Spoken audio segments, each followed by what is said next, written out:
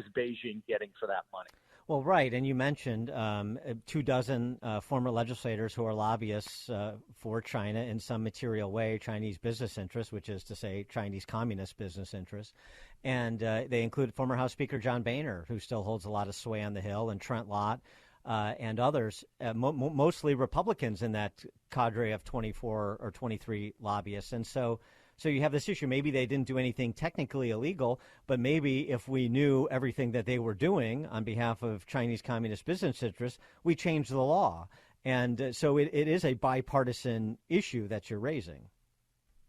Exactly. I mean, in the case of those lobbyists, they're not only lobbying for Chinese companies, they are lobbying for companies that are linked to either the Chinese military or the Chinese intelligence service, meaning these are companies that produce surveillance technologies for the Ministry of State Security.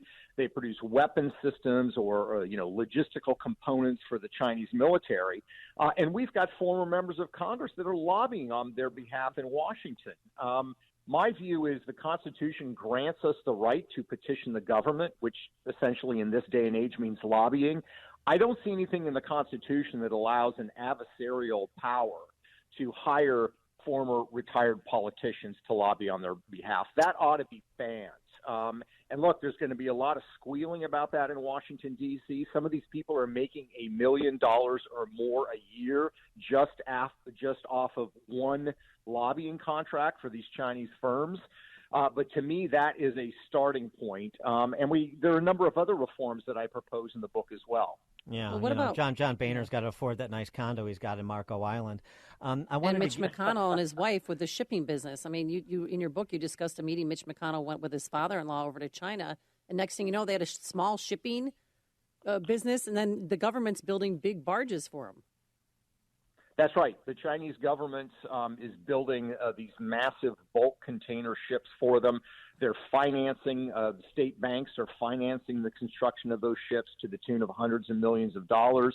The crews that man their ships are provided by the Chinese government, and the contracts. Many of the goods that they're shipping around Asia that they're making so much money on are goods from Chinese state-owned factories. And so the reality is that Mitch McConnell, the Republican leader in the Senate, if he were to do something to really anger Beijing, like take a hard line on issues related to capital or related to access to technology, China could literally destroy the family business overnight. And that's exactly the kind of relationship that Beijing wants. They want leverage over American politicians, and they have it.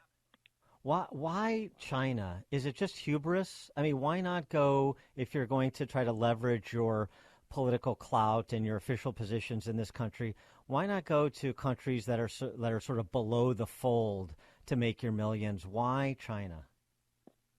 It's a great question. I think it's, what was the old thing the bank robber said when he was asked why he robbed banks? Yeah, Willie Sutton. He robbed it because that's where the money was. China is a massive, wealthy, expanding market, and they are carrying out a strategy that Vladimir Lenin, the old Soviet leader, said, that we're going to get the capitalists to sell us the rope by which we will hang them. Well, the Soviet Union didn't have many rubles to rub together, and nobody wanted rubles.